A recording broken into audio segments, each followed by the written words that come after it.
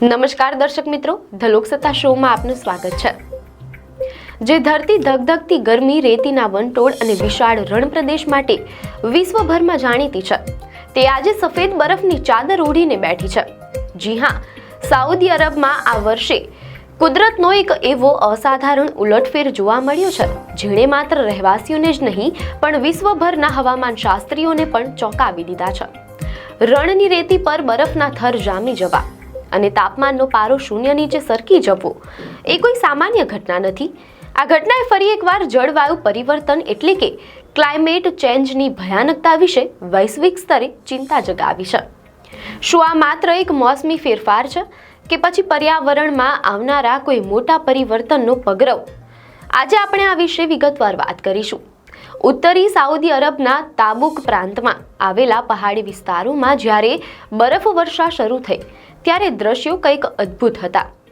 જેબેલ અલ લાવઝાના ગગનચુંબી શિખરો સંપૂર્ણપણે સફેદ ચાદરથી છવાઈ ગયા હતા। જેબેલ અલ લાવઝના ગગનચુંબી શિખરો સંપૂર્ણપણે સફેદ ચાદરથી છવાઈ ગયા હતા। સમુદ્ર સપાટીથી 2600 મીટરની ઊંચાઈએ આવેલું ટ્રોજન વિસ્તાર પણ બરફ અને વરસાદના કરાથી ઢંકાઈ ગયું હતું તેમ અહેવાલોમાં જાણવા મળેલ છે। માત્ર પહાડો જ નહીં પણ હેલ ક્ષેત્ર અને હેલ શહેરની આસપાસના રણ વિસ્તારોમાં પણ દુર્લભ બરફ વર્ષા નોંધાઈ છે। મીડિયા અહેવાલો અનુસાર સવારના સમયે તાપમાન 0 ડિગ્રીથી પણ નીચે ઉતરી જતા રણની ગરમીનો અનુભવ કરનારા લોકો ઠંડીથી ધ્રુજી રહ્યા છે। રિયાદના ઉત્તરમાં આવેલા અલ મજમાહ અને અલ ઘાટના ખુલ્લા મેદાનો આજે કોઈ યુરોપિયન દેશ જેવા ભાસી રહ્યા છે, જ્યાં દૂર દૂર સુધી માત્ર બરફ જ નજરે પડે છે। સાઉદી અરબના રાષ્ટ્રીય મોસમ કેન્દ્ર NCMના જણાવ્યા અનુસાર ઠંડી હવાનો એક પ્રબળ જથ્થો મધ્ય અને ઉત્તરી ક્ષેત્રોમાં પ્રવેશ્યો છે।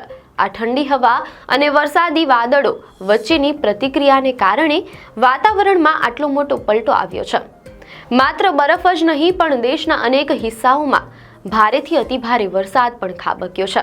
બિરબિન હરમાસ, અલ અઈના અને અલ ઉલા જેવા વિસ્તારોમાં હળવો વરસાદ થયો છે, જ્યારે રાજધાની રિયાદ અને પૂર્વીય ક્ષેત્રોમાં મેઘરાજાએ રૌદ્ર સ્વરૂપ ધારણ કર્યું છે। મીડિયા અહેવાલો અનુસાર હવામાન વિભાગના પ્રવક્તાએ સ્પષ્ટ સંકેત આપ્યા છે કે આગામી દિવસોમાં પણ તાપમાન નીચું રહેશે અને ઠંડીનો પ્રકોપ યથાવત રહી શકે છે।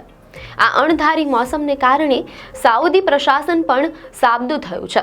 ભારે વરસાદ અને બરફ વર્ષાને કારણે રસ્તાઓ પર લપસણ વધી જતા અકસ્માતોની ભીતિ સેવાઈ રહી છે। અધિકારીઓએ નાગરિકોને પૂરથી પ્રભાવિત ખીણોમાં ન જવા અને સાવધાનીપૂર્વક વાહન ચલાવવાની કડક સલાહ આપી છે। એક તરફ તંત્ર સુરક્ષામાં લાગ્યું છે તો બીજી તરફ સોશિયલ મીડિયા પર બરફ આચ્છાદિત રણની તસવીરો વાયરલ થતા અલ મજમાહ અને અલ ઘાટ જેવા વિસ્તારોમાં પ્રવાસીઓની ભીડ જમા થઈ રહી છે તેમ અહેવાલોમાં જાણવા મળેલ છે। હવામાન નિષ્ણાંતો આ ઘટનાને ક્લાઇમેટ ચેન્જના એક મોટા પુરાવા તરીકે જોઈ રહ્યા છે। વૈજ્ઞાનિકોના મતે પૃથ્વીના વધતા તાપમાનને કારણે કુદરતી ચક્રો ખોરવાઈ રહ્યા છે। જે દેશો સૂકા અને ગરમ હતા ત્યાં પૂર અને બરફ વર્ષા થઈ રહી છે। માત્ર સાઉદી જ નહીં, તાજેતરમાં સંયુક્ત અરબ અમીરાત UAEમાં થયેલી અસામાન્ય ઠંડી, દક્ષિણ એશિયાઈ દેશોમાં નોંધાયેલી રેકોર્ડ બ્રેક ગરમી અને યુરોપ, ઉત્તરી આફ્રિકામાં અણધારી બરફ વર્ષા, આ તમામ ઘટનાઓ એક જ દિશામાં આંગળી ચીંધે છે। મધ્ય પૂર્વના રણ પ્રદેશમાં થતી આ કુદરતી ઉથલપાથલ સૂચવે છે કે હવે મોસમની અનિશ્ચિતતા કોઈ એક ખંડ પૂરતી મર્યાદિત રહી નથી।